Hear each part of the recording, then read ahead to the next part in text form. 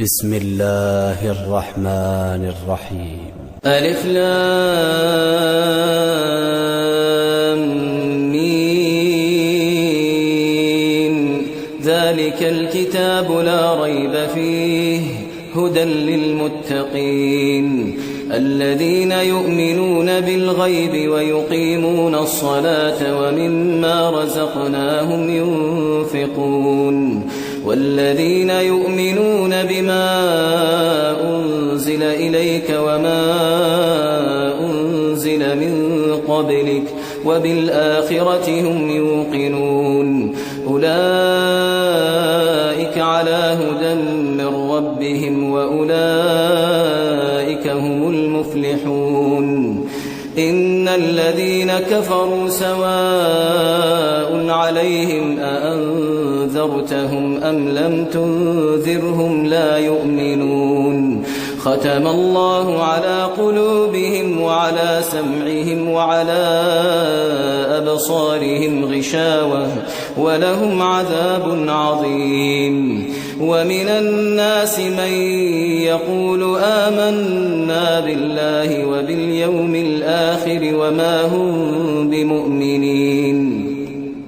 يخادعون الله والذين آمنوا وما يخدعون إلا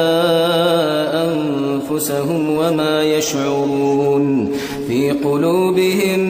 مرض فزادهم الله مرضا ولهم عذاب أليم بما كانوا يكذبون. وإذا قيل لهم لا تفسدوا في الأرض قالوا إنما نحن مصلحون ألا إنهم هم المفسدون ولكن لا يشعرون. وإذا قيل لهم آمنوا كما آمن الناس قالوا أنؤمن كما آمن السفهاء ألا إنهم هم السفهاء ولكن لا يعلمون. وإذا لقوا الذين آمنوا قالوا آمنا وإذا خلوا إلى شياطينهم قالوا إنا معكم إنما نحن مستهزئون. الله يستهزئ بهم ويمدهم في طغيانهم يعمهون. أولئك الذين اشتروا الضلالة بالهدى فما ربحت تجارتهم وما كانوا مهتدين. مثلهم كمثل الذي استوقد نارا فلما أضاءت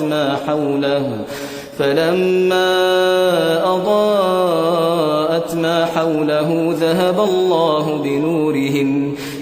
الله بنورهم وتركهم في ظلمات لا يبصرون. صم بكم عمي فهم لا يرجعون. أو كصيب من السماء فيه ظلمات ورعد وبرق يجعلون أصابعهم في آذانهم من الصواعق حذر الموت والله محيط بالكافرين. يكاد البرق يخطف أبصارهم كلما أضاء لهم مشوا فيه وإذا أظلم عليهم قاموا. ولو شاء الله لذهب بسمعهم وأبصارهم إن الله على كل شيء قدير. يا أيها الناس اعبدوا ربكم الذي خلقكم والذين من قبلكم لعلكم تتقون. الذي جعل لكم الأرض فراشا والسماء بناء وأنزل من السماء ماء فأخرج به من الثمرات رزقا لكم فلا تجعلوا لله أندادا وأنتم تعلمون وإن كنتم في ريب مما نزلنا على عبدنا فأتوا بسورة من مثله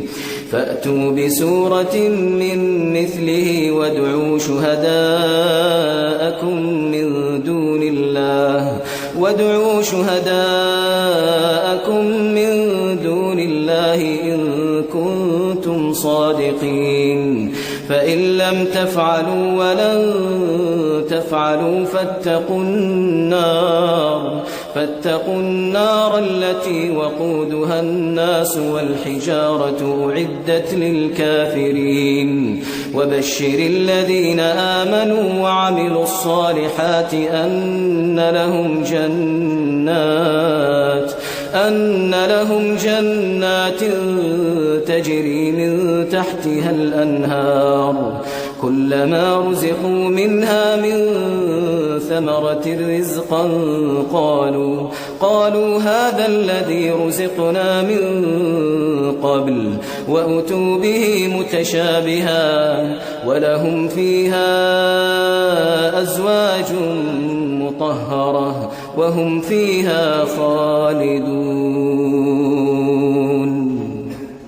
إن الله لا يستحيي أن يضرب مثلا ما بعوضة فما فوقها فأما الذين آمنوا فيعلمون أنه الحق من ربهم وأما الذين كفروا فيقولون ماذا أراد الله بهذا مثلا يضل به كثيرا ويهدي به كثيرا وما يضل به إلا الفاسقين الذين ينقضون عهد الله من بعد ميثاقه ويقطعون ما أمر الله به أن يوصل ويفسدون في الأرض أولئك هم الخاسرون كيف تكفرون بالله وكنتم أمواتا فأحياكم ثم يميتكم ثم يحييكم ثم إليه ترجعون هو الذي خلق لكم ما في الأرض جميعا ثم استوى إلى السماء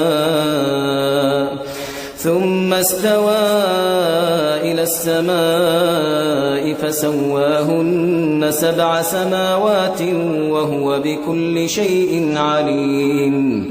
وإذ قال ربك للملائكة إني جاعل في الأرض خليفة قالوا أتجعل فيها من يفسد فيها ويسفك الدماء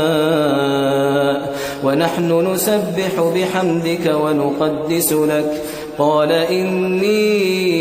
أعلم ما لا تعلمون وعلم آدم الأسماء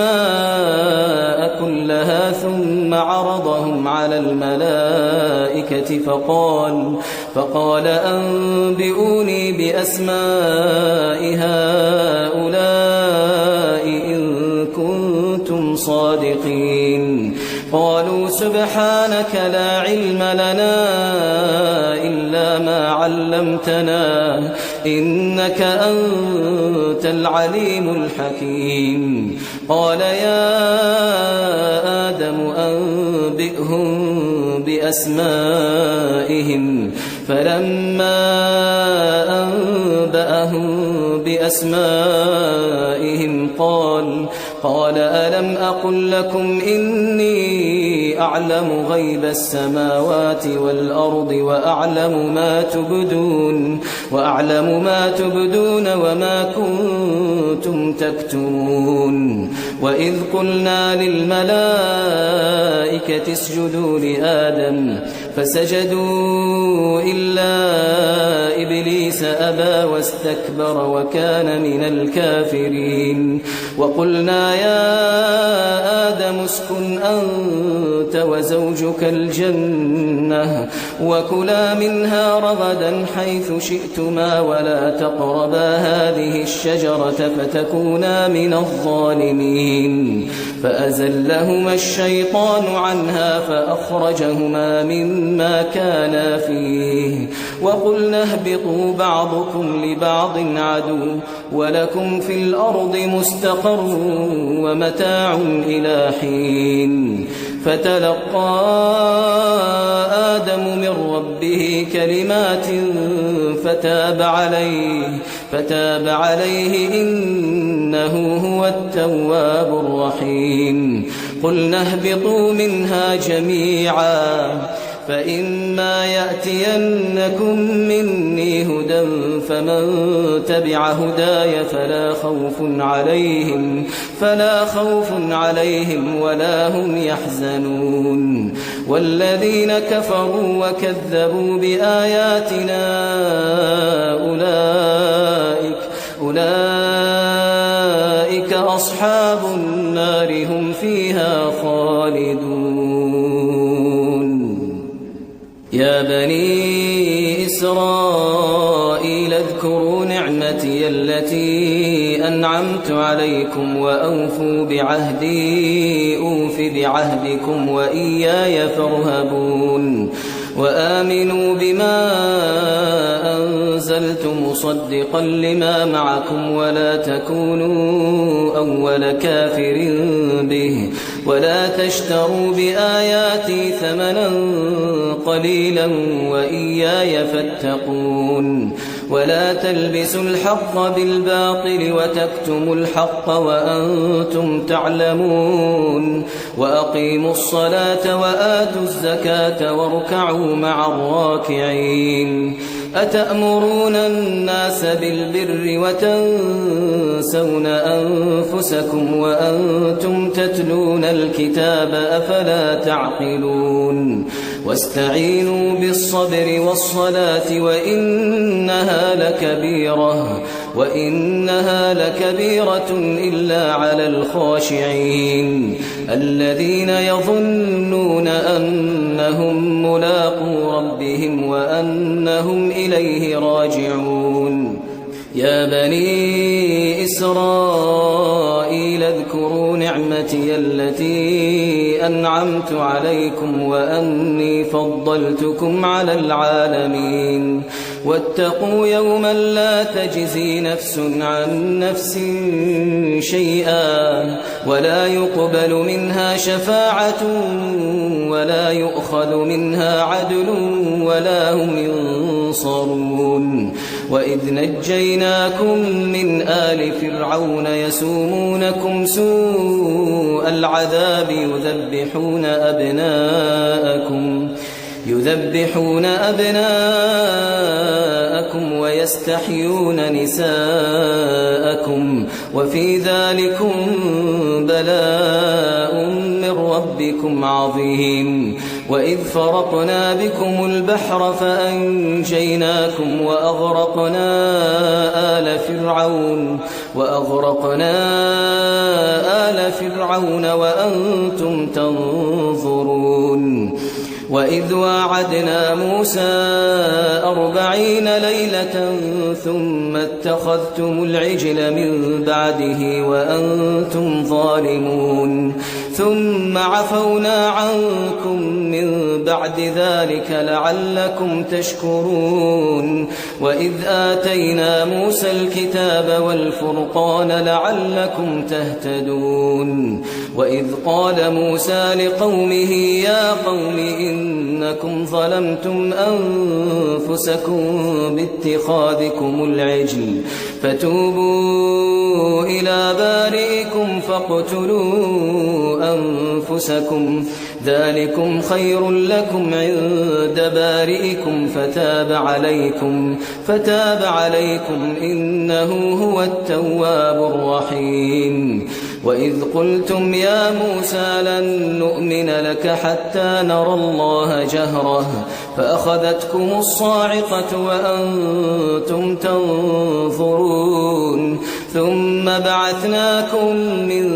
بعد موتكم لعلكم تشكرون وظللنا عليكم الغمام وأنزلنا عليكم المن والسلوى كلوا من طيبات ما رزقناكم وما ظلمونا ولكن كانوا أنفسهم يظلمون وإذ قلنا ادخلوا هذه القرية فكلوا منها حيث شئتم رغدا وادخلوا الباب سجدا وقولوا حطة نغفر لكم خطاياكم وسنزيد المحسنين فبدل الذين ظلموا قولا غير الذي قيل لهم فأنزلنا على الذين ظلموا رجزا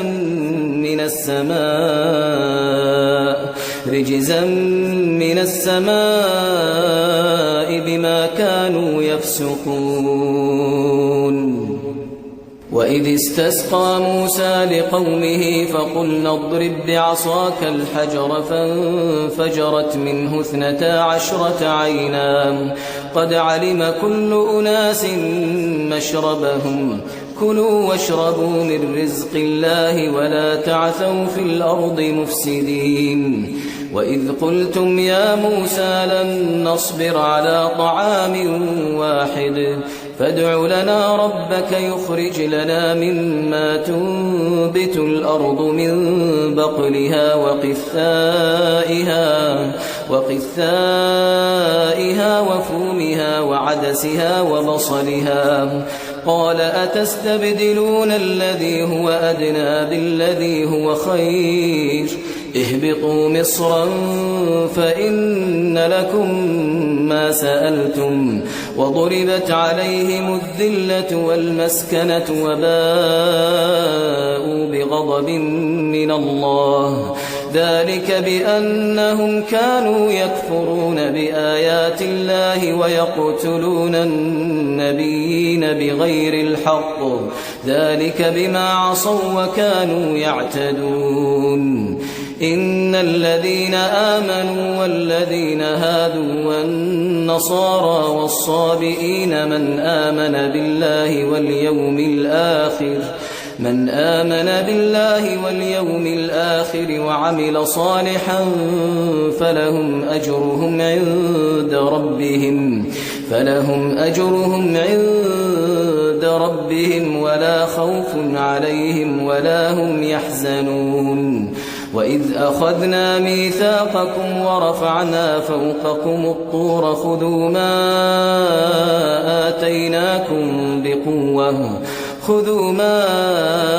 آتيناكم بقوة واذكروا ما فيه لعلكم تتقون ثم توليتم من بعد ذلك فلولا فضل الله عليكم ورحمته لكنتم من الخاسرين ولقد علمتم الذين اعتدوا منكم في السبت فقلنا لهم كونوا قردة خاسئين فجعلناها نكالا لما بين يديها وما خلفها وموعظة للمتقين وإذ قال موسى لقومه إن الله يأمركم أن تذبحوا بقرة قالوا أتتخذنا هزوا قال أعوذ بالله أن أكون من الجاهلين قالوا ادع لنا ربك يبين لنا ما هي قال إنه يقول إنها بقرة لا فارض ولا بكر عوان بين ذلك فافعلوا ما تؤمرون قالوا ادع لنا ربك يبين لنا ما لونها قال إنه يقول إنها بقرة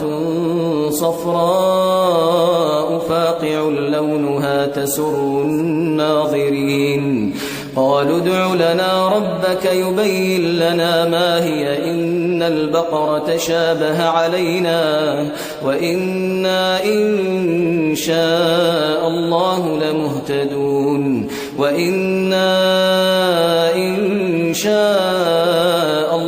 لمهتدون قال إنه يقول إنها بقرة لا ذلول تثير الأرض ولا تسقي الحرث مسلمة لا شية فيها. قالوا الآن جئت بالحق فذبحوها وما كادوا يفعلون. وإذ قتلتم نفسا فادارأتم فيها والله مخرج ما كنتم تكتمون. فقلنا اضربوه ببعضها كذلك يحيي الله الموتى ويريكم آياته لعلكم تعقلون. ثم قست قلوبكم من بعد ذلك فهي كالحجارة أو أشد قسوة وإن من الحجارة لما يتفجر منه الأنهار وإن منها لما يشقق فيخرج منه الماء وإن منها لما يهبط من خشية الله وما الله بغافل عما تعملون. أفتطمعون أن يؤمنوا لكم وقد كان فريق منهم يسمعون كلام الله ثم يحرفونه من بعد ما عقلوه وهم يعلمون. وإذا لقوا الذين آمنوا قالوا آمنا وإذا خلا بعضهم إلى بعض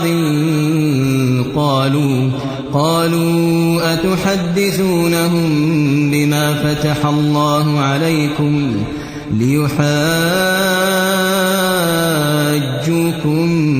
به عند ربكم أفلا تعقلون.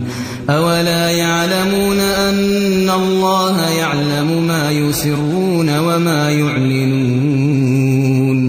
ومنهم أميون لا يعلمون الكتاب إلا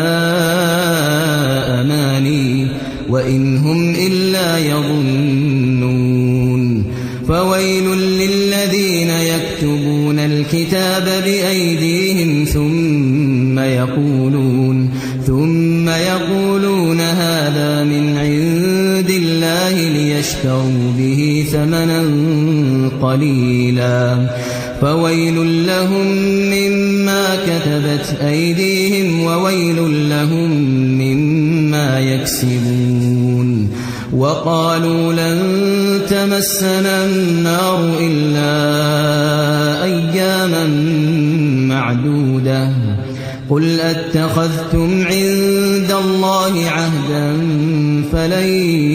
يخلف الله عهده أم تقولون على الله ما لا تعلمون. بلى من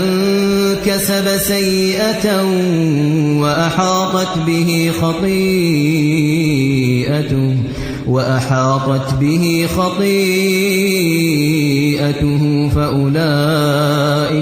فأولئك أصحاب النار هم فيها خالدون. والذين آمنوا وعملوا الصالحات أولئك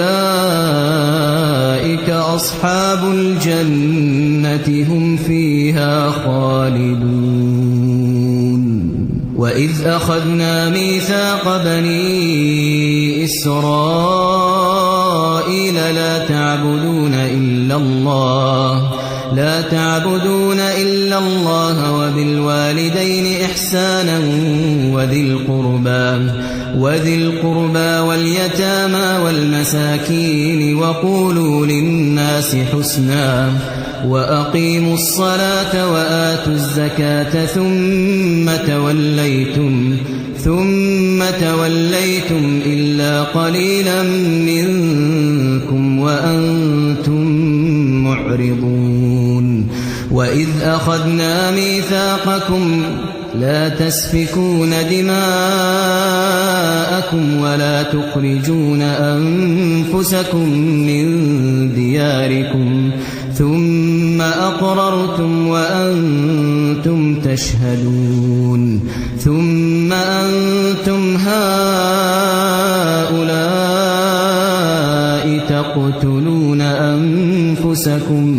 تقتلون أنفسكم وتخرجون فريقا منكم من ديارهم تظاهرون عليهم بالإثم والعدوان وإن يأتوكم أسارى تفادوهم وهو محرم عليكم إخراجهم أفتؤمنون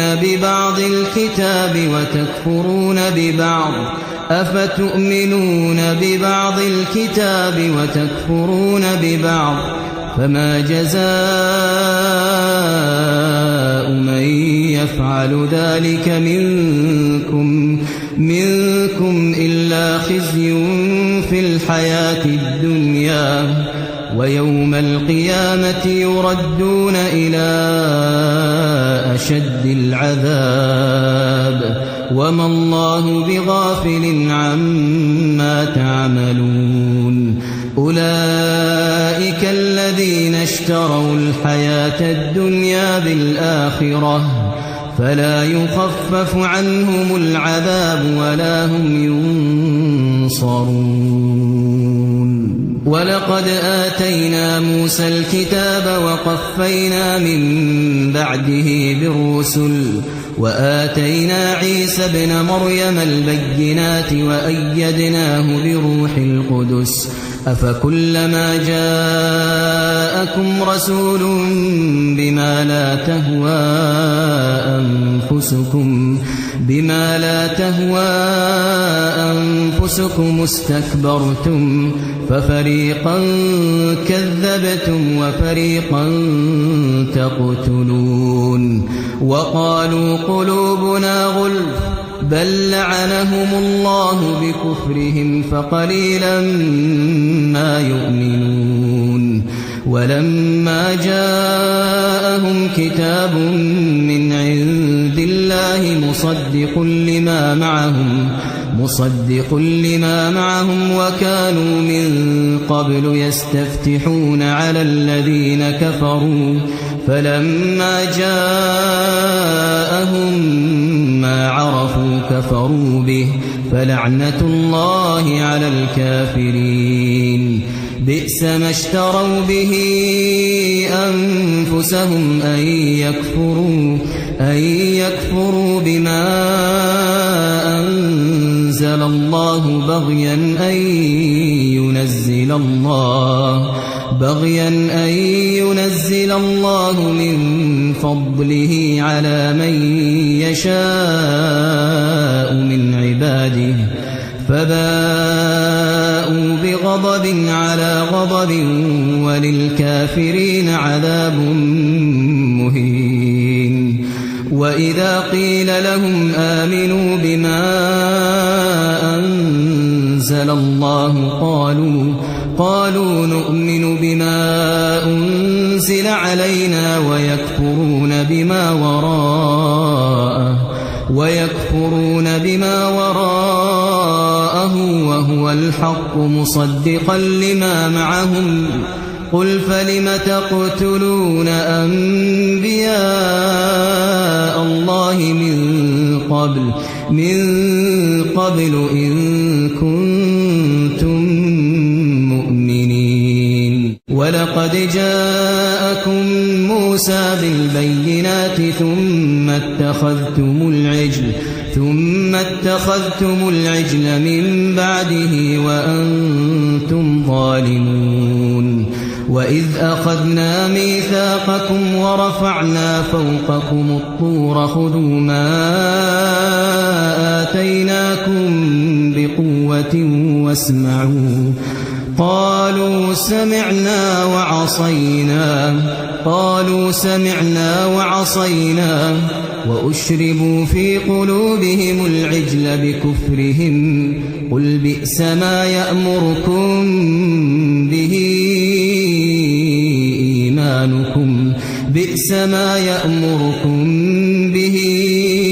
إيمانكم إن كنتم مؤمنين قل إن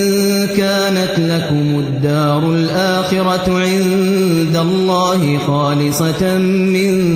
دون الناس فتمنوا الموت إن كنتم صادقين ولن يتمنوه أبدا بما قدمت أيديهم والله عليم بالظالمين ولتجدنهم أحرص الناس على حياة ومن الذين أشركوا يود أحدهم لو يعمر 1000 سنة وما هو بمزحزحه من العذاب أن يعمر والله بصير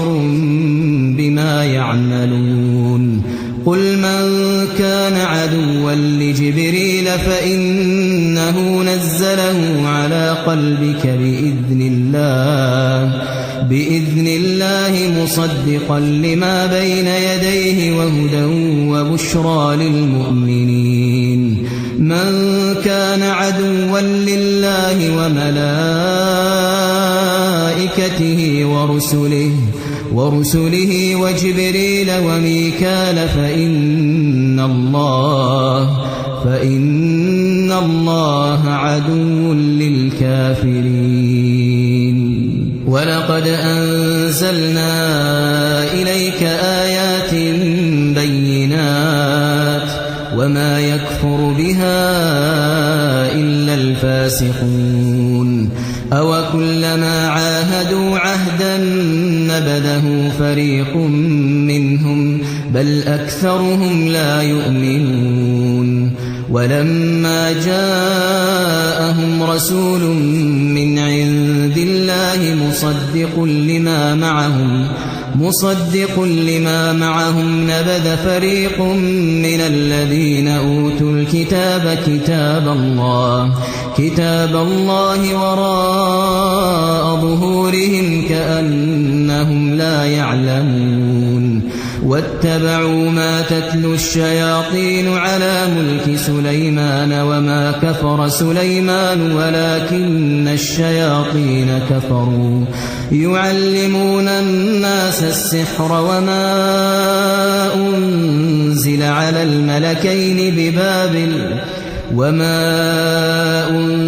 على الملكين ببابل هاروت وماروت وما يعلمان من أحد حتى يقولا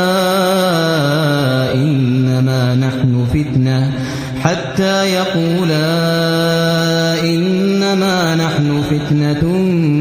فلا تكفر فيتعلمون منهما ما يفرقون به بين المرء وزوجه وما هم بضارين به من أحد إلا بإذن الله ويتعلمون ما يضرهم ولا ينفعهم ولقد علموا لمن اشتراه ما له في الآخرة من خلاق ولبئس ما شروا به أنفسهم لو كانوا يعلمون ولو أنهم آمنوا واتقوا لمثوبة من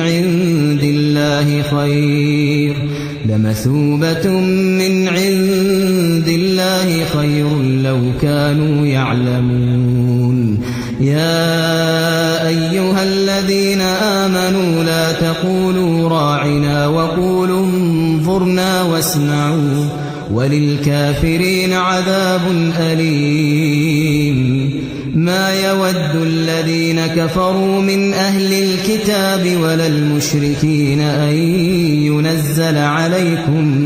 أن ينزل عليكم من خير من ربكم والله يختص برحمته من يشاء والله ذو الفضل العظيم ما ننسخ من آية أو ننسها نأت بخير منها أو مثلها ألم تعلم أن الله على كل شيء قدير ألم تعلم أن الله له ملك السماوات والأرض وما لكم من دون الله من ولي ولا نصير أم تريدون أن تسألوا رسولكم كما سئل موسى من قبل ومن يتبدل الكفر بالإيمان فقد ضل سواء السبيل ود كثير من أهل الكتاب لو يردونكم من بعد إيمانكم كفارا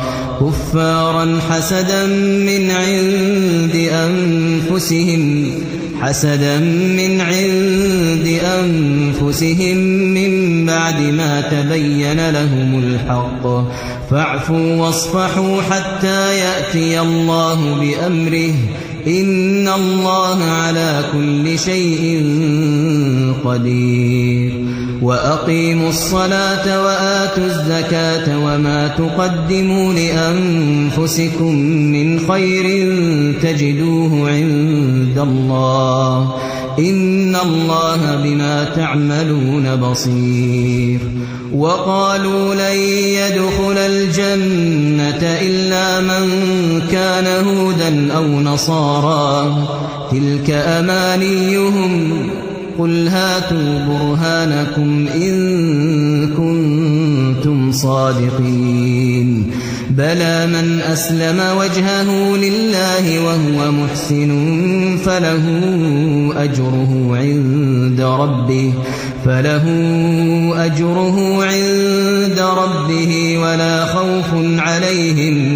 ولا خوف عليهم ولا هم يحزنون وقالت اليهود ليست النصارى على شيء وقالت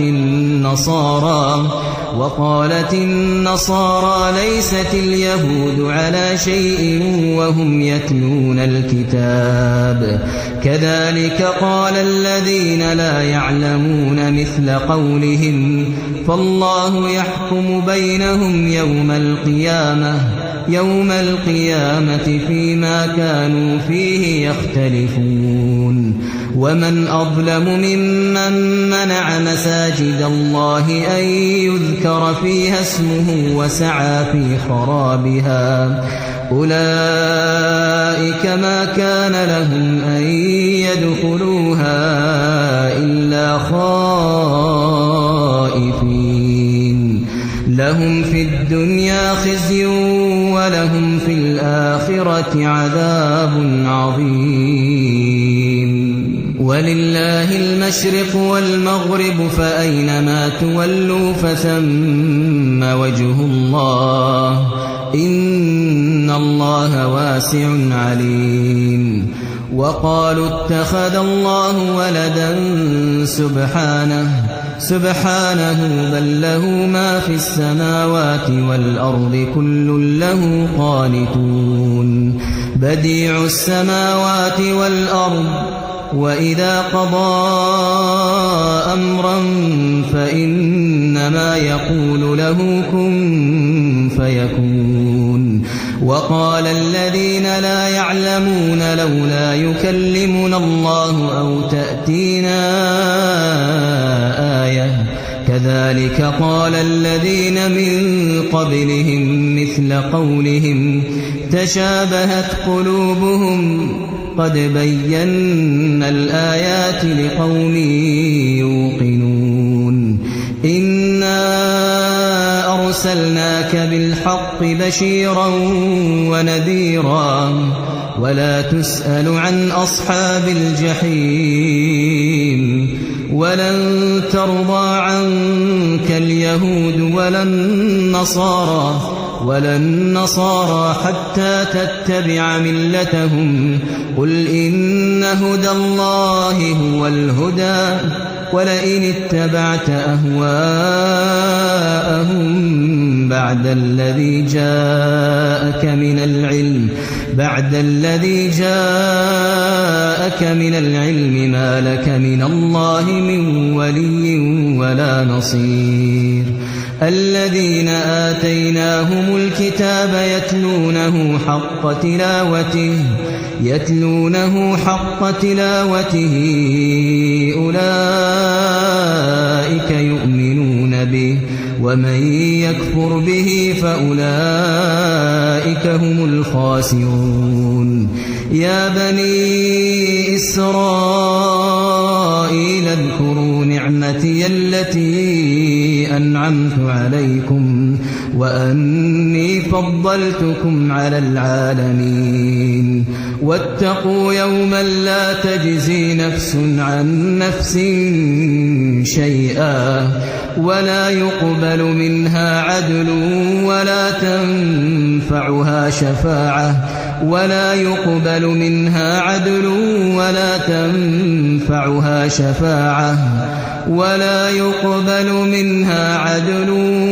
تنفعها شفاعة ولا هم ينصرون وإذ ابتلى إبراهيم ربه بكلمات فأتمهن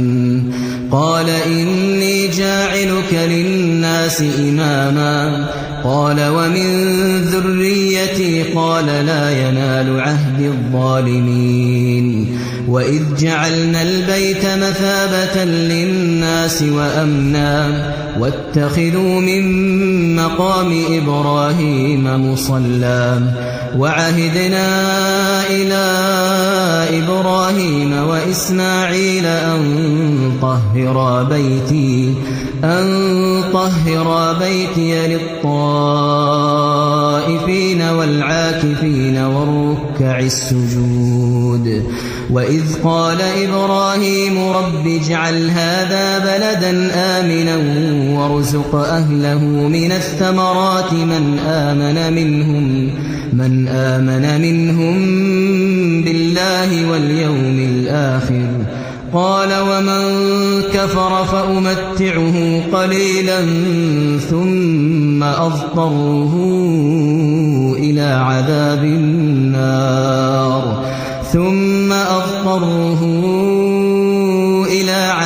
النار وبئس المصير وإذ يرفع إبراهيم القواعد من البيت وإسماعيل ربنا تقبل منا إنك أنت السميع العليم ربنا واجعلنا مسلمين لك ومن ذريتنا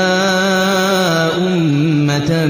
مسلمة لك وأرنا مناسكنا وتب علينا إنك أنت التواب الرحيم ربنا وابعث فيهم رسولا منهم يتلو عليهم آياتك ويعلمهم الكتاب والحكمة ويزكيهم إنك أنت العزيز الحكيم ومن يرغب عن ملة إبراهيم إلا من سفه نفسه ولقد اصطفيناه في الدنيا وإنه في الآخرة لمن الصالحين إذ قال له ربه أسلم قال أسلمت لرب العالمين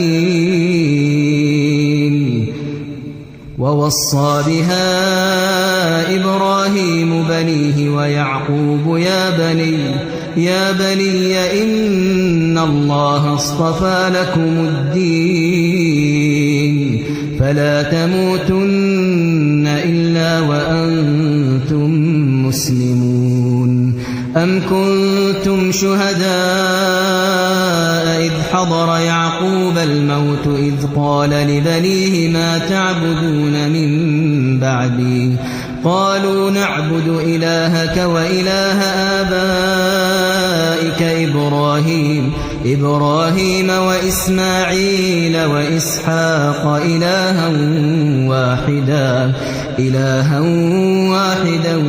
ونحن له مسلمون تلك أمة قد خلت لها ما كسبت ولكم ما كسبتم ولا تسألون عما كانوا يعملون وقالوا كونوا هودا أو نصارى تهتدوا قل بل ملة إبراهيم حنيفا وما كان من المشركين قولوا آمنا بالله وما أنزل إلينا وما أنزل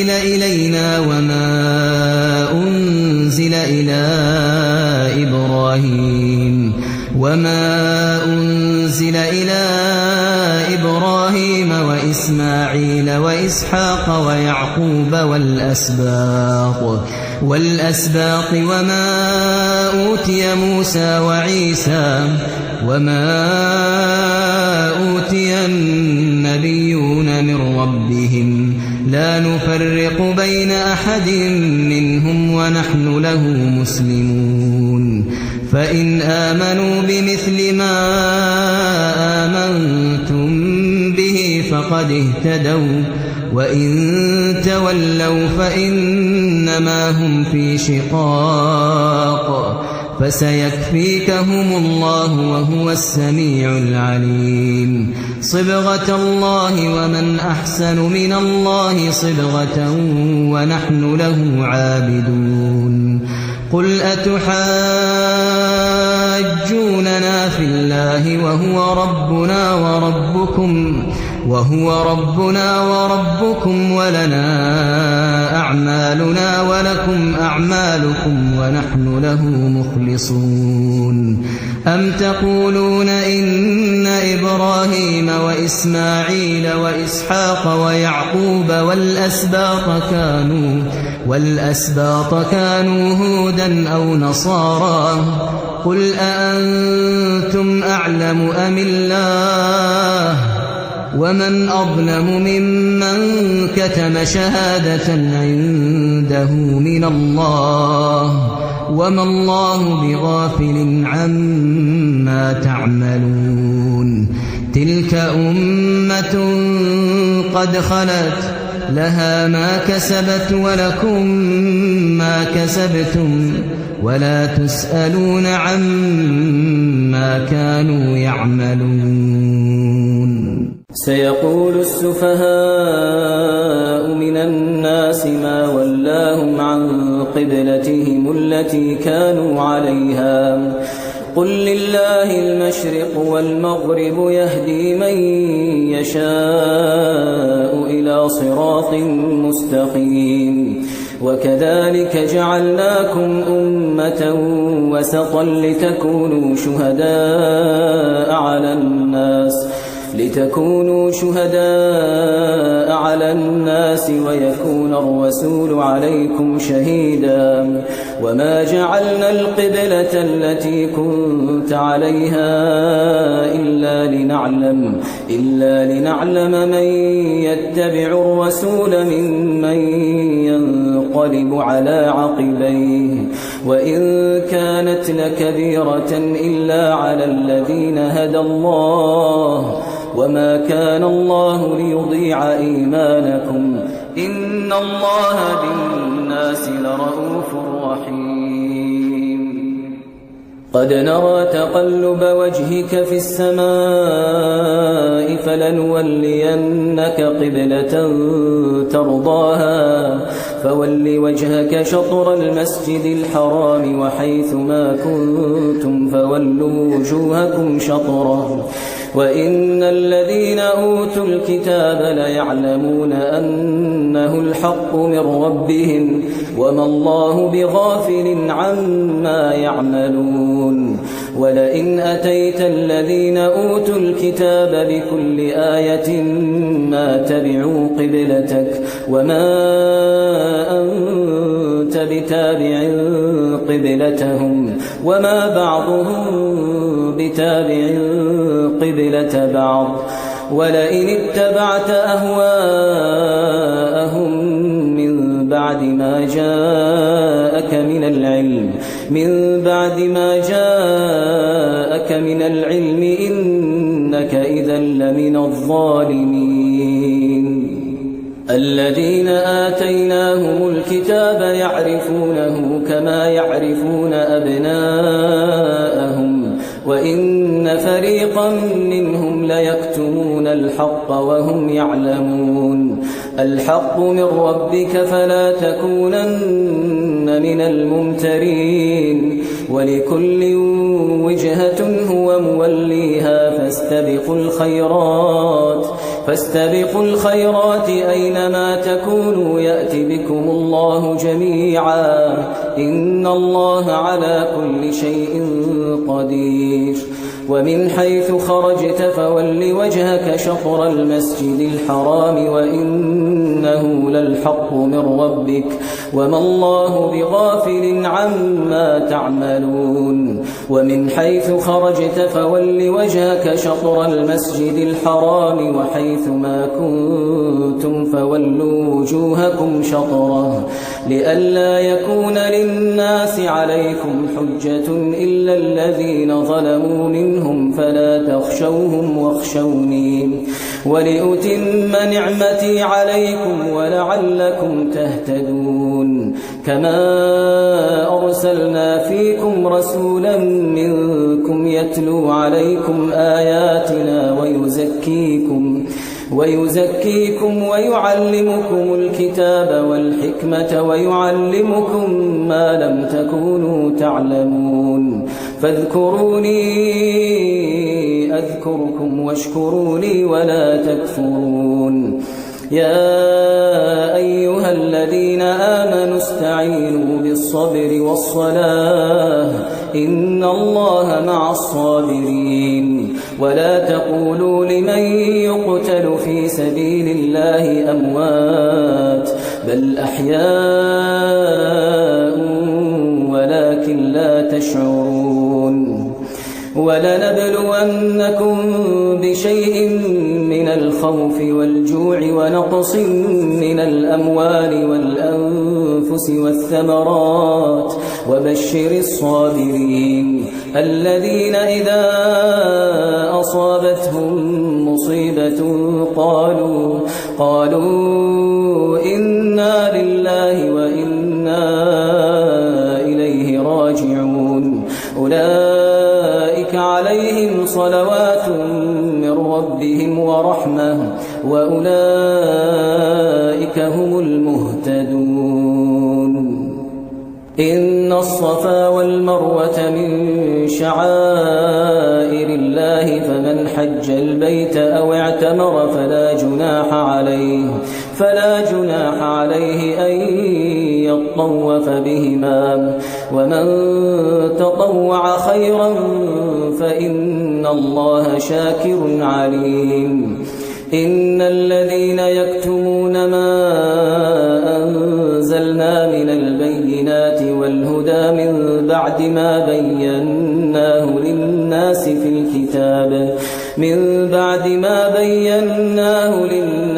الكتاب أولئك يلعنهم الله ويلعنهم اللاعنون إلا الذين تابوا وأصلحوا وبينوا فأولئك أتوب عليهم وأنا التواب الرحيم إن الذين كفروا وماتوا وهم كفار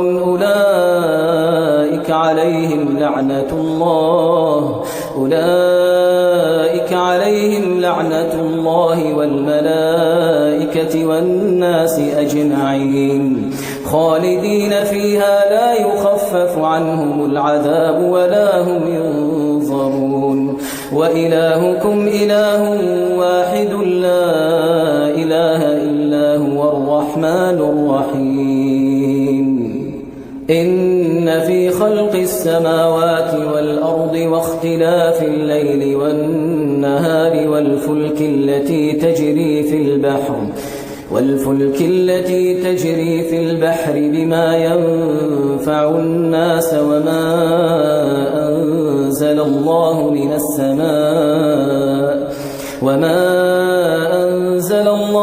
السماء من ماء فأحيا به الأرض بعد موتها وبث فيها من كل دابة وتصريف الرياح والسحاب المسخر بين السماء والأرض لآيات لقوم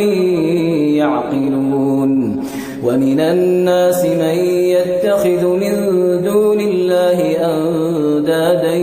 يحبونهم كحب الله والذين آمنوا أشد حبا لله ولو يرى الذين ظلموا إذ يرون العذاب أن القوة لله جميعا وأن الله شديد العذاب إذ تبرأ الذين اتبعوا من الذين اتبعوا ورأوا العذاب وتقطعت بهم الأسباب وقال الذين اتبعوا لو أن لنا كرة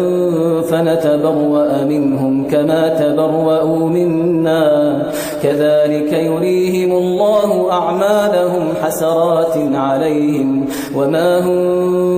بخارجين من النار يا أيها الناس كلوا مما في الأرض حلالا طيبا ولا تتبعوا خطوات الشيطان إنه لكم عدو مبين إنما يأمركم بالسوء والفحشاء وأن تقولوا على الله ما لا تعلمون وإذا قيل لهم اتبعوا ما أنزل الله قالوا بل نتبع ما ألفينا عليه آباءنا أولو كان آباؤهم لا يعقلون شيئا ولا يهتدون ومثل الذين كفروا كمثل الذي ينعق بما لا يسمع إلا دعاء ونداء صم بكم عمي فهم لا يعقلون يا أيها الذين آمنوا كلوا من طيبات ما رزقناكم واشكروا لله إن كنتم إياه تعبدون إنما حرم عليكم الميتة والدم ولحم الخنزير وما أهل به لغير الله فمن اضطر غير باغ ولا عاد فلا إثم عليه إن الله غفور رحيم إن الذين يكتمون ما أنزل الله من الكتاب ويشترون به ثمنا قليلا أولئك ما يأكلون في بطونهم إلا النار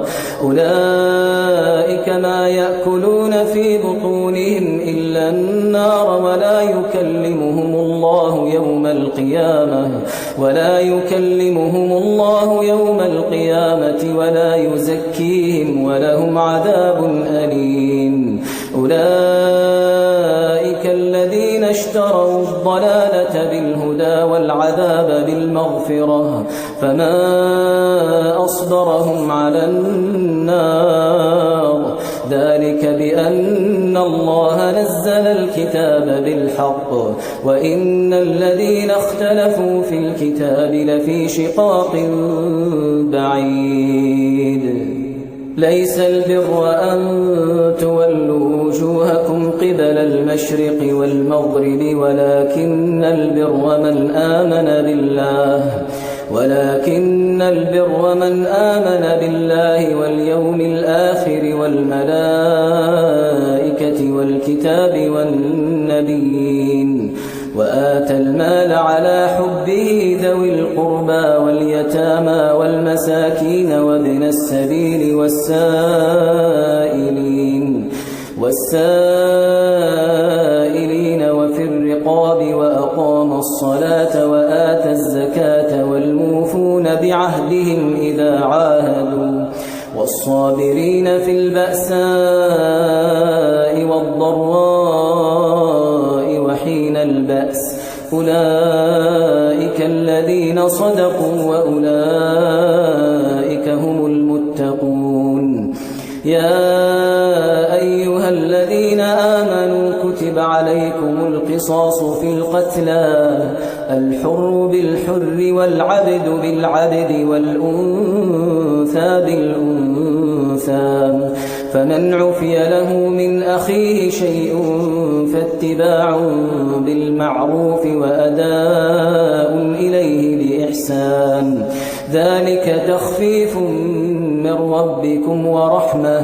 فمن اعتدى بعد ذلك فله عذاب أليم. ولكم في القصاص حياة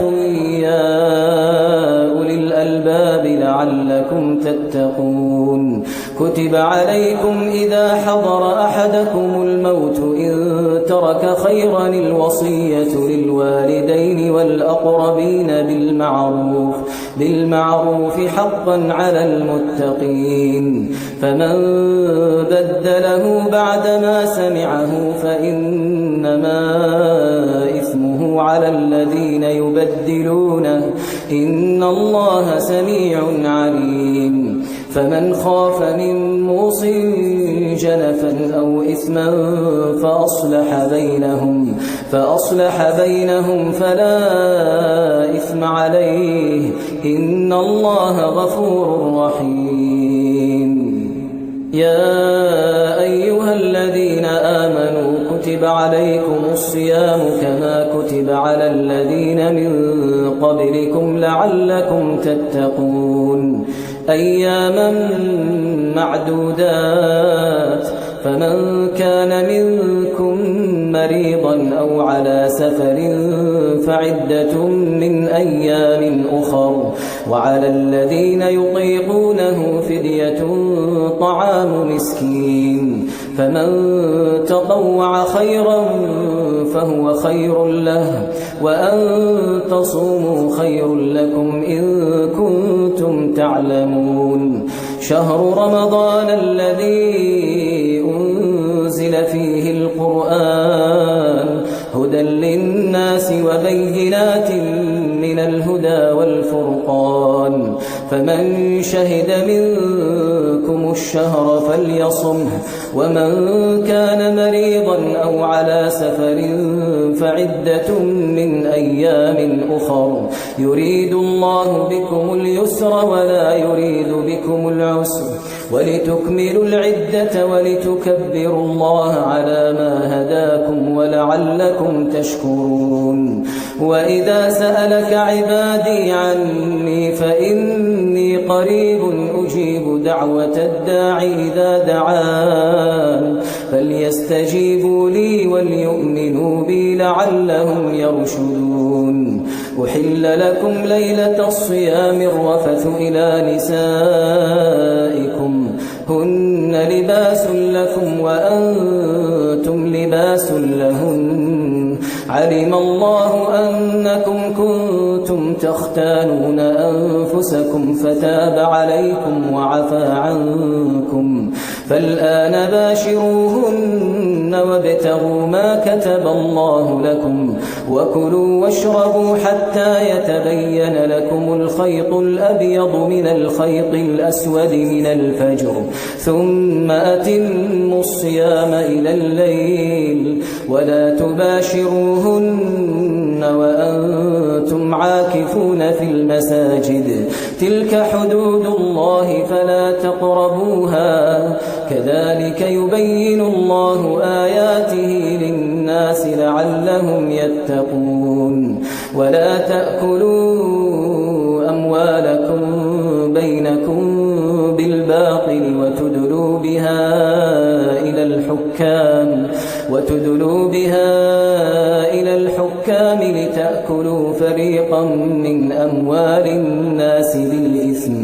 لتأكلوا فريقا من أموال الناس بالإثم وأنتم تعلمون يسألونك عن الأهلة قل هي مواقيت للناس والحج وليس البر بأن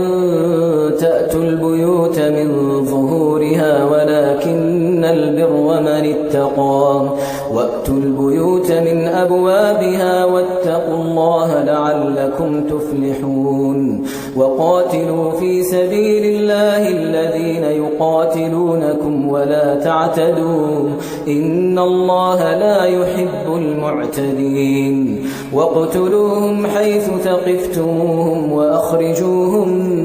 من حيث أخرجوكم والفتنة أشد من القتل ولا تقاتلوهم عند المسجد الحرام حتى يقاتلوكم فيه فإن قاتلوكم فاقتلوهم كذلك جزاء الكافرين فإن انتهوا فإن الله غفور رحيم وقاتلوهم حتى لا تكون فتنة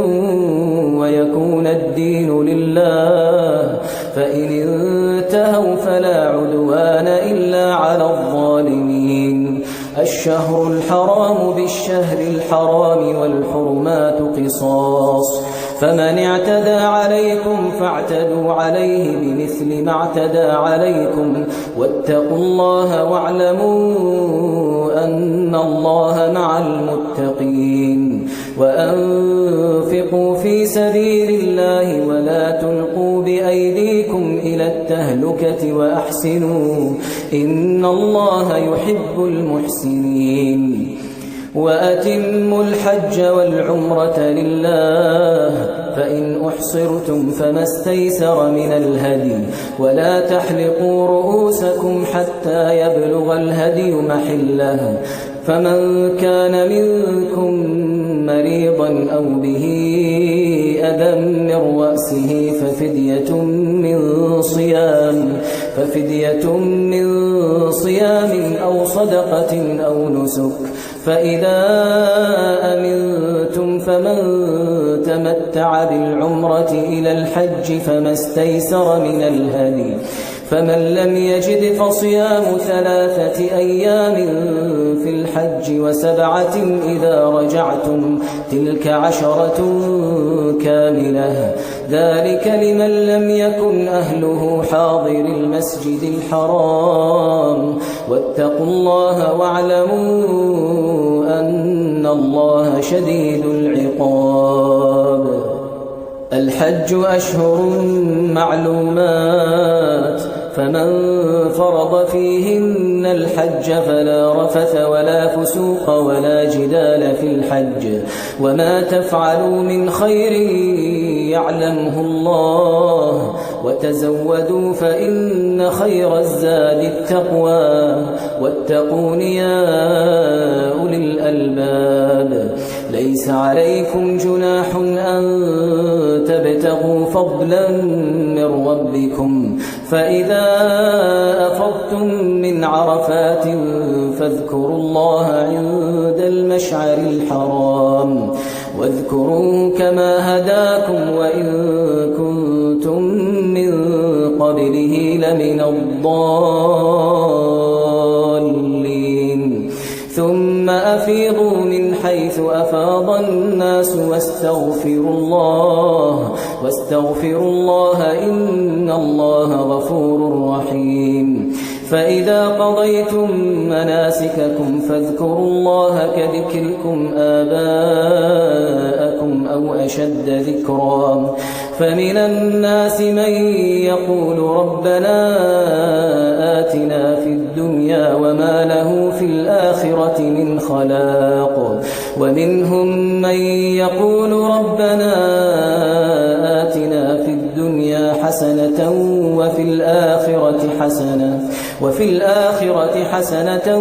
وقنا عذاب النار أولئك لهم نصيب مما كسبوا والله سريع الحساب واذكروا الله في أيام معدودات فمن تعجل في يومين فلا إثم عليه ومن تأخر فلا إثم عليه لمن اتقى واتقوا الله واعلموا أنكم إليه تحشرون ومن الناس من يعجبك قوله في الحياة الدنيا ويشهد الله على ما في قلبه وهو ألد الخصام وإذا تولى سعى في الأرض ليفسد فيها ويهلك الحرث والنسل والله لا يحب الفساد وإذا قيل له اتق الله أخذته العزة بالإثم فحسبه جهنم ولبئس المهاد ومن الناس من يشري نفسه ابتغاء مرضات الله والله رؤوف بالعباد يا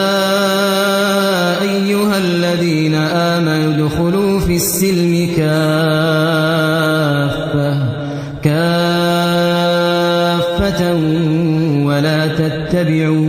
ولا تتبعوا خطوات الشيطان إنه لكم عدو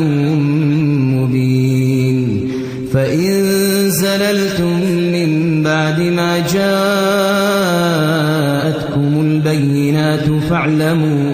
فاعلموا أن الله عزيز حكيم هل ينظرون إلا أن يأتيهم الله في ظلل من الغمام والملائكة وقضي الأمر وإلى الله ترجع الأمور سل بني إسرائيل كم آتيناهم من آية بينة ومن يبدل نعمة الله من بعد ما جاءته فإن الله شديد العقاب زين للذين كفروا الحياة الدنيا ويسخرون من الذين آمنوا والذين اتقوا فوقهم يوم القيامة والله يرزق من يشاء بغير حساب كان الناس أمة واحدة فبعث الله النبيين مبشرين ومنذرين وأنزل معهم الكتاب بالحق ليحكم بين الناس فيما اختلفوا فيه وما اختلف فيه إلا الذين أوتوه من بعد ما جاءتهم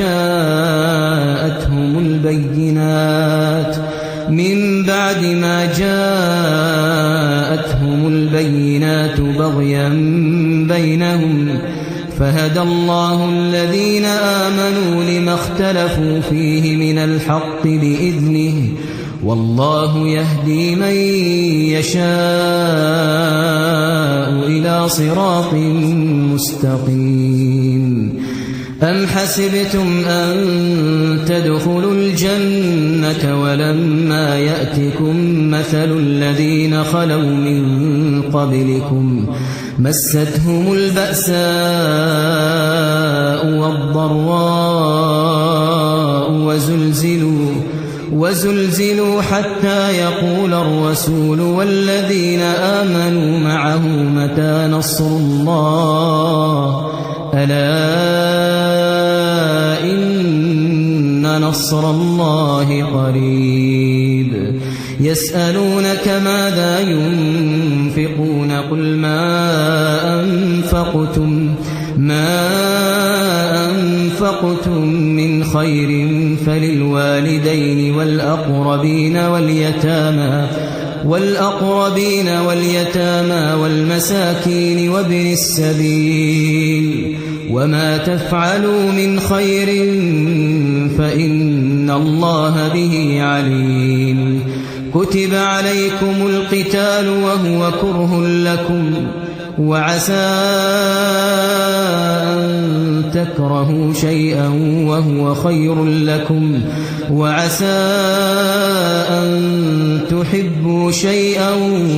وهو شر لكم والله يعلم وأنتم لا تعلمون يسألونك عن الشهر الحرام قتال فيه قل قتال فيه كبير وصد عن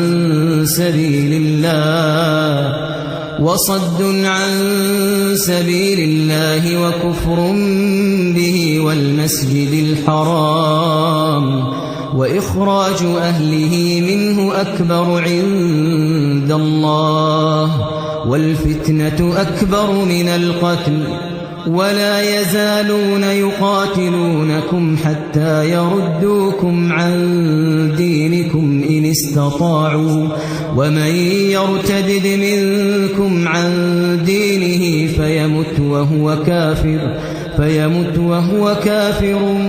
فأولئك حبطت أعمالهم في الدنيا والآخرة وأولئك أصحاب النار هم فيها خالدون إن الذين آمنوا والذين هاجروا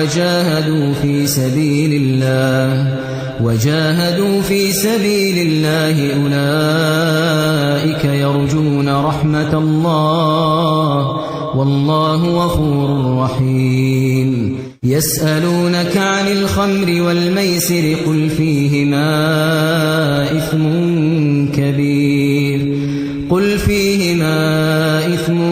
كبير ومنافع للناس وإثمهما أكبر من نفعهما ويسألونك ماذا ينفقون قل العفو كذلك يبين الله لكم الآيات لعلكم تتفكرون في الدنيا والآخرة ويسألونك عن اليتامى قل إصلاح لهم خير وإن تخالطوهم فإخوانكم والله يعلم المفسد من المصلح ولو شاء الله لأعنتكم إن الله عزيز حكيم ولا تنكحوا المشركات حتى يؤمنوا ولأمة مؤمنة خير من مشركة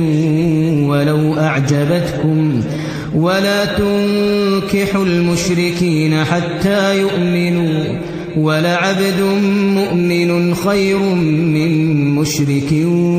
ولو أعجبكم أولئك يدعون إلى النار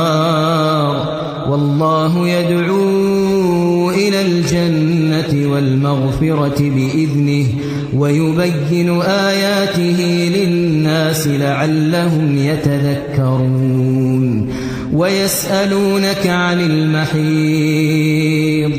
قل هو أذى فاعتزلوا النساء في المحيض ولا تقربوهن حتى يطهرن فإذا تطهرن فأتوهن من حيث أمركم الله إن الله يحب التوابين ويحب المتطهرين نساؤكم حرث لكم فأتوا حرثكم أنى شئتم وقدموا لأنفسكم واتقوا الله واعلموا أنكم ملاقوه وبشر المؤمنين ولا تجعلوا الله عرضة لأيمانكم أن تبروا وتتقوا وتصلحوا بين الناس والله سميع عليم لا يؤاخذكم الله باللغو في أيمانكم ولكن يؤاخذكم بما كسبت قلوبكم والله غفور حليم للذين يؤلون من نسائهم تربص 4 أشهر فإن فاءوا فإن الله غفور رحيم وإن عزموا الطلاق فإن الله سميع عليم والمطلقات يتربصن بأنفسهن 3 قروء ولا يحل لهن أن يكتمن ما خلق الله في أرحامهن إن كن يؤمن بالله واليوم الآخر وبعولتهن أحق بردهن في ذلك إن أرادوا إصلاحا ولهن مثل الذي عليهن بالمعروف وللرجال عليهن درجة والله عزيز حكيم الطلاق 2 فإمساك بمعروف أو تسريح بإحسان ولا يحل لكم أن تأخذوا مما آتيتموهن شيئا إلا أن يخافا ألا يقيما حدود الله فإن خفتم ألا يقيما حدود الله فلا جناح عليهما فيما افتدت به تلك حدود الله فلا تعتدوها ومن يتعد حدود الله فأولئك هم الظالمون فإن طلقها فلا تحل له من بعد حتى تنكح زوجا غيره فإن طلقها فلا جناح عليهما أن يتراجعا إن ظنا أن يقيما حدود الله وتلك حدود الله يبينها لقوم يعلمون وإذا طلقتم النساء فبلغن أجلهن فأمسكوهن بمعروف أو سرحوهن بمعروف ولا تمسكوهن ضرارا لتعتدوا ومن يفعل ذلك فقد ظلم نفسه ولا تتخذوا آيات الله هزوا واذكروا نعمة الله عليكم وما أنزل عليكم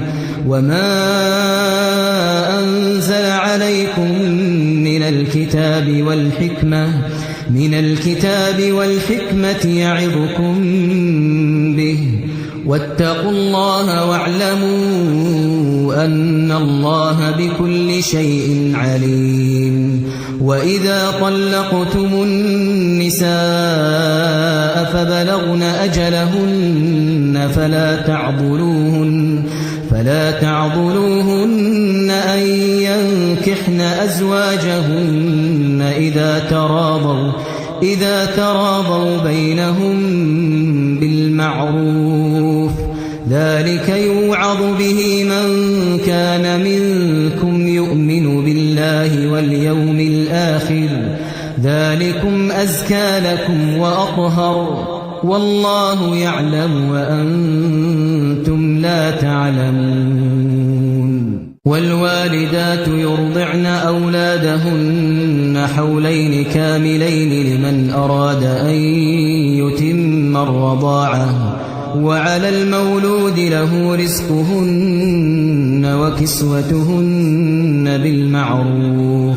لا تكلف نفس إلا وسعها لا تضار والدة بولدها ولا مولود له بولده وعلى الوارث مثل ذلك فإن أرادا فصالا عن تراض منهما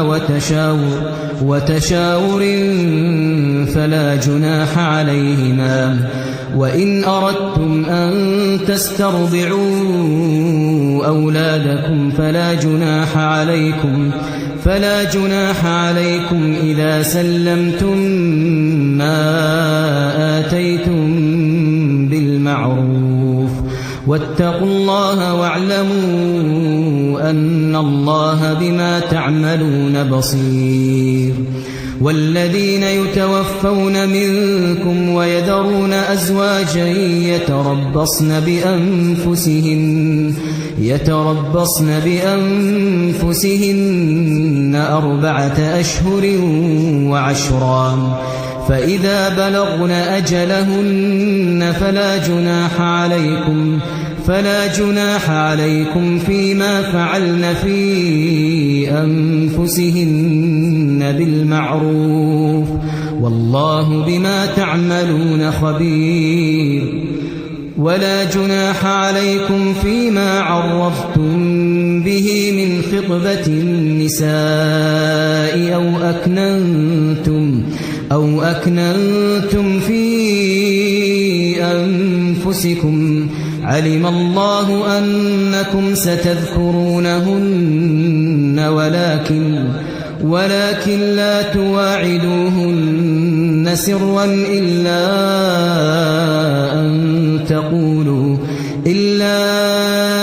أن تقولوا قولا معروفا ولا تعزموا عقدة النكاح حتى يبلغ الكتاب أجله واعلموا أن الله يعلم ما في أنفسكم فاحذروه واعلموا أن الله غفور حليم لا جناح عليكم إن طلقتم النساء ما لم تمسوهن أو تفرضوا لهن فريضة ومتعوهن على الموسع قدره وعلى المقتر قدره متاعا بالمعروف حقا على المحسنين وإن طلقتموهن من قبل أن تمسوهن وقد فرضتم لهن فريضة فنصف ما فرضتم إلا أن يعفون أو يعفو الذي بيده عقدة النكاح وأن تعفوا أقرب للتقوى ولا تنسوا الفضل بينكم إن الله بما تعملون بصير حافظوا على الصلوات والصلاة الوسطى وقوموا لله قانتين فإن خفتم فرجالا أو ركبانا فإذا أمنتم فاذكروا الله كما علمكم ما لم تكونوا تعلمون والذين يتوفون منكم ويذرون أزواجا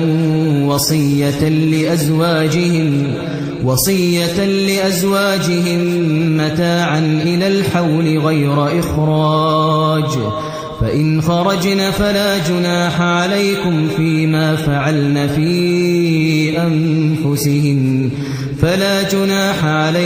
فيما فعلن في أنفسهن من معروف والله عزيز حكيم وللمطلقات متاع بالمعروف حقا على المتقين كذلك يبين الله لكم آياته لعلكم تعقلون ألم تر إلى الذين خرجوا من ديارهم وهم ألوف حذر الموت فقال لهم الله موتوا ثم أحياهم إن الله لذو فضل على الناس ولكن أكثر الناس لا يشكرون وقاتلوا في سبيل الله واعلموا أن الله سميع عليم من ذا الذي يقرض الله قرضا حسنا فيضاعفه له أضعافا كثيرة والله يقبض ويبسط وإليه ترجعون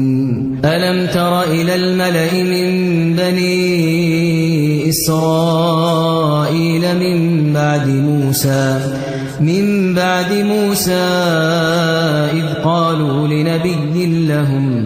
إذ قالوا لنبي لهم ابعث لنا ملكا نقاتل في سبيل الله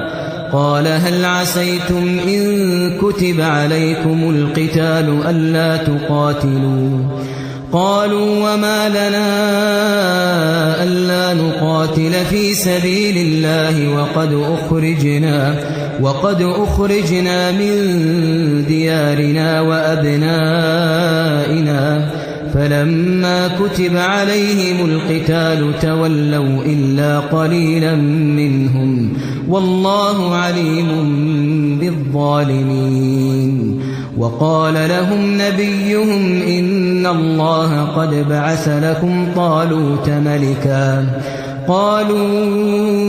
أنى يكون له الملك علينا ونحن أحق بالملك منه ولم يؤت سعة من المال قال إن الله اصطفاه عليكم وزاده بسطة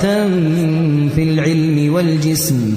والله يؤتي ملكه من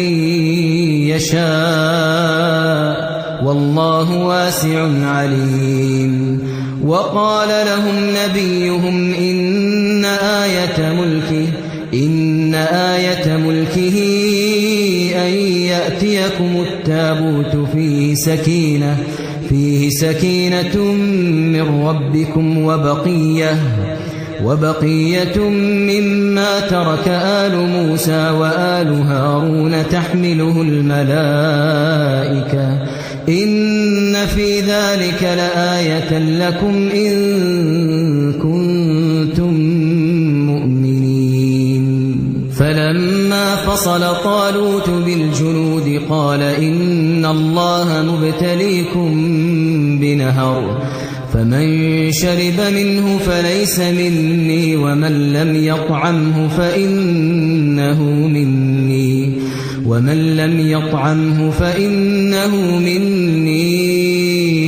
إلا من اغترف غرفة بيده فشربوا منه إلا قليلا منهم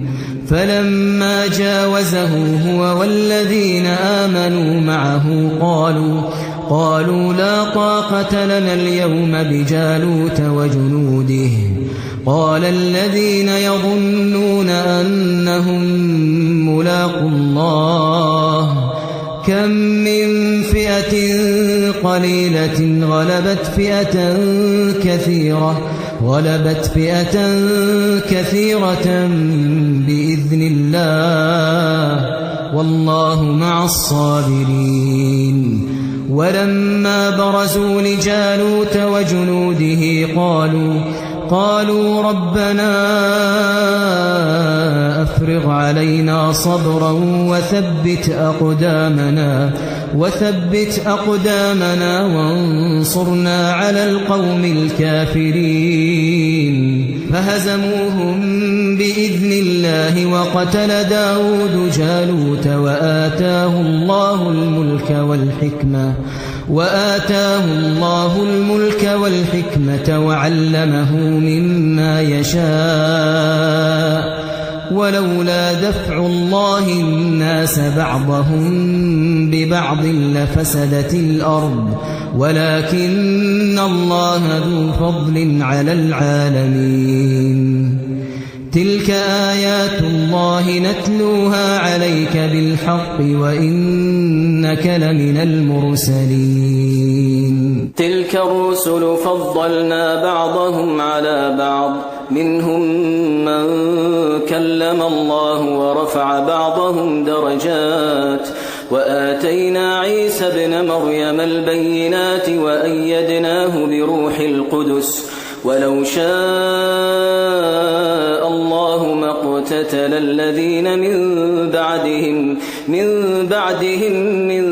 بعد ما جاءتهم البينات ولكن اختلفوا فمنهم من آمن ومنهم من كفر ولو شاء الله ما اقتتلوا ولكن الله يفعل ما يريد يا أيها الذين آمنوا أنفقوا مما رزقناكم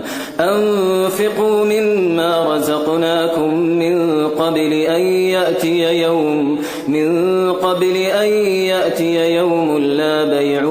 فيه ولا خلة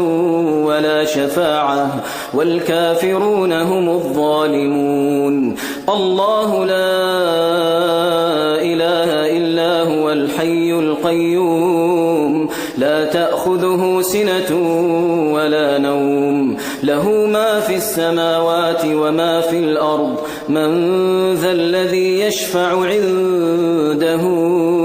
إلا بإذنه يعلم ما بين أيديهم وما خلفهم ولا يحيطون بشيء من علمه إلا بما شاء وسع كرسيه السماوات والأرض ولا يؤوده حفظهما وهو العلي العظيم لا إكراه في الدين قد تبين الرشد من الغي فمن يكفر بالطاغوت ويؤمن بالله فقد استمسك بالعروة الوثقى لا انفصام لها والله سميع عليم الله ولي الذين آمنوا يخرجهم من الظلمات إلى النور والذين كفروا أولياؤهم الطاغوت يخرجونهم من النور إلى الظلمات أولئك أصحاب النار هم فيها خالدون ألم تر إلى الذي حاج إبراهيم في ربه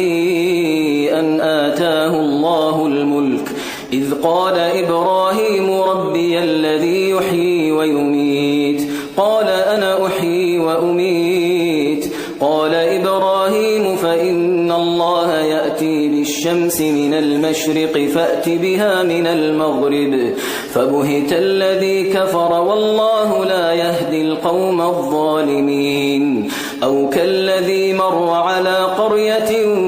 وهي خاوية على عروشها قال أنى يحيي هذه الله بعد موتها فأماته الله 100 عام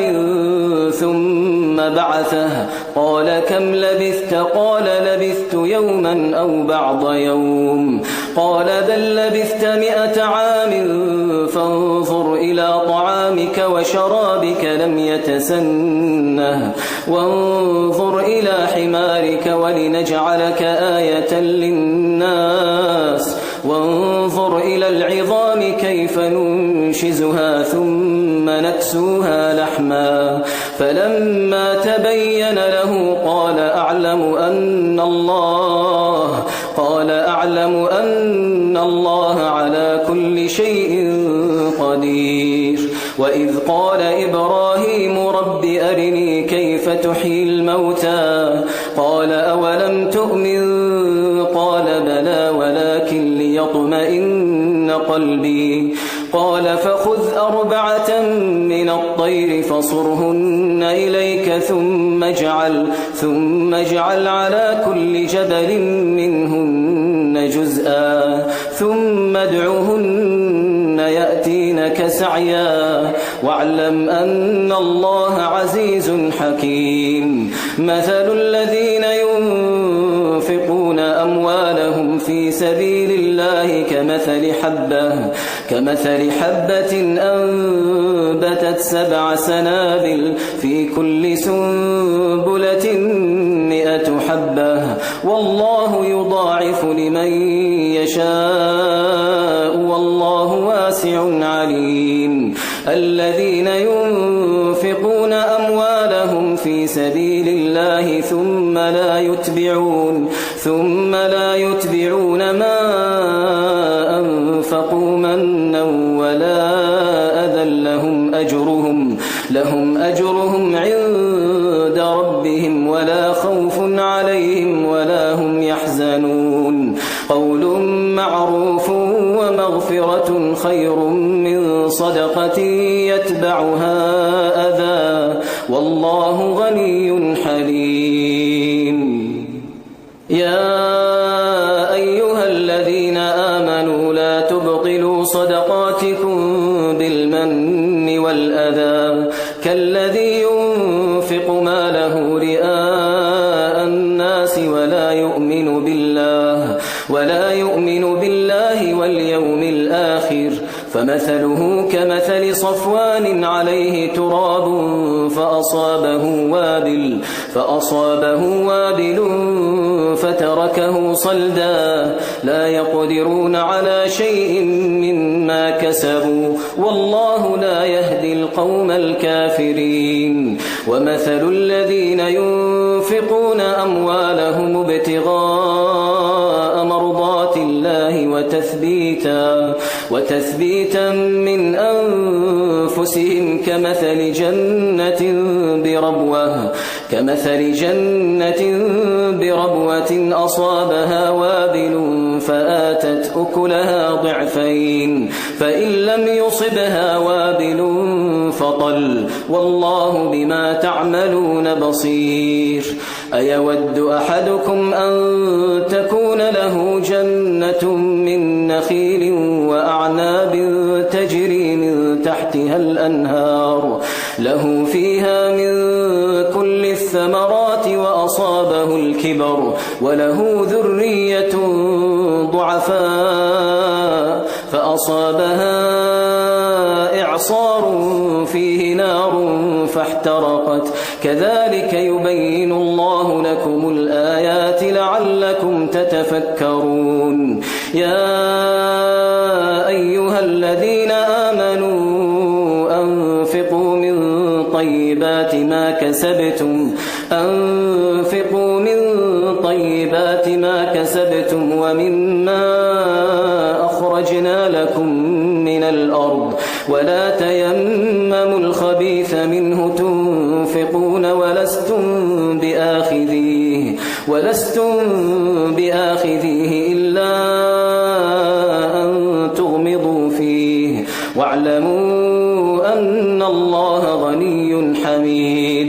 الشيطان يعدكم الفقر ويأمركم بالفحشاء والله يعدكم مغفرة منه وفضلا والله واسع عليم يؤتي الحكمة من يشاء ومن يؤت الحكمة فقد أوتي خيرا كثيرا وما يذكر إلا أولو الألباب وما أنفقتم من نفقة أو نذرتم من نذر فإن الله يعلمه وما للظالمين من أنصار إن تبدوا الصدقات فنعما هي وإن تخفوها وتؤتوها الفقراء فهو خير لكم ويكفر عنكم من سيئاتكم والله بما تعملون خبير ليس عليك هداهم ولكن الله يهدي من يشاء وما تنفقوا من خير فلأنفسكم وما تنفقون إلا ابتغاء وجه الله وما تنفقوا من خير يوفى إليكم وأنتم لا تظلمون للفقراء الذين أحصروا في سبيل الله لا يستطيعون ضربا في الأرض يحسبهم الجاهل أغنياء من التعفف تعرفهم بسيماهم لا يسألون الناس إلحافا وما تنفقوا من خير فإن الله به عليم الذين ينفقون أموالهم بالليل والنهار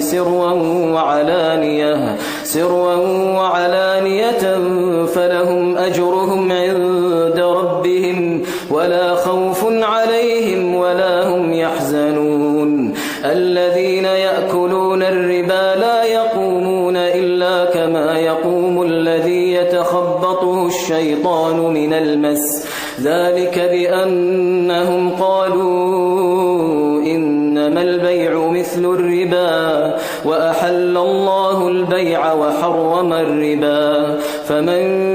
جاءه موعظة من ربه فانتهى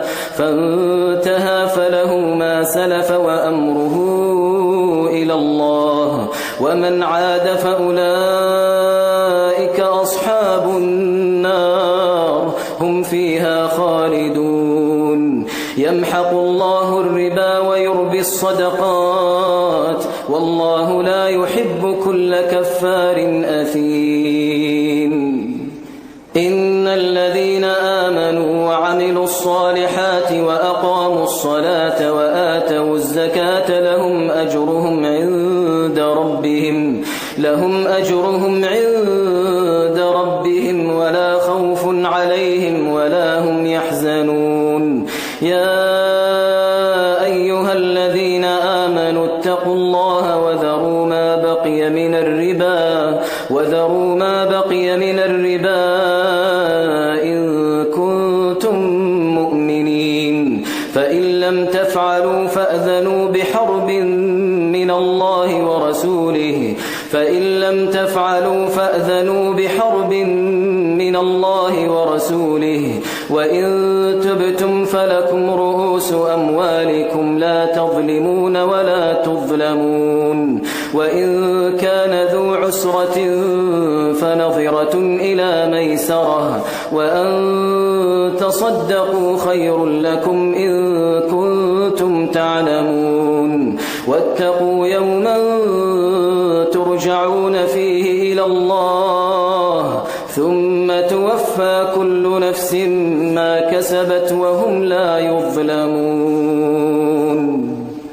يا أيها الذين آمنوا إذا تداينتم بدين إلى أجل مسمى فاكتبوه وليكتب بينكم كاتب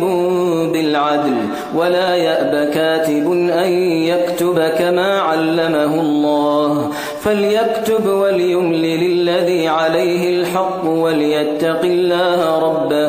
وليتق الله ربه ولا يبخس منه شيئا فإن كان الذي عليه الحق سفيها أو ضعيفا أو لا يستطيع أن يمل هو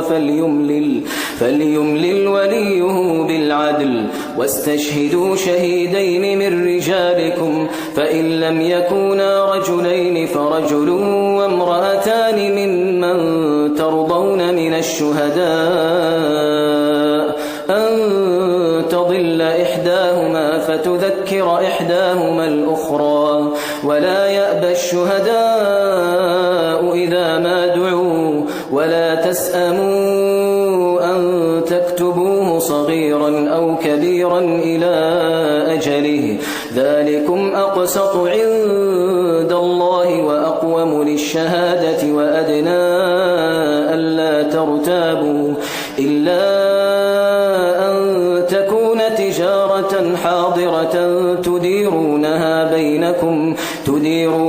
بينكم فليس عليكم جناح ألا تكتبوها وأشهدوا إذا تبايعتم ولا يضار كاتب ولا شهيد وإن تفعلوا فإنه فسوق بكم واتقوا الله ويعلمكم الله والله بكل شيء عليم وإن كنتم على سفر ولم تجدوا كاتبا فرهان مقبوضة فإن أمن بعضكم بعضا فليؤدي الذي ائتمن أمانته وليتق الله ربه ولا تكتموا الشهادة ومن يكتمها فإنه آثم قلبه والله بما تعملون عليم لله ما في السماوات وما في الأرض وإن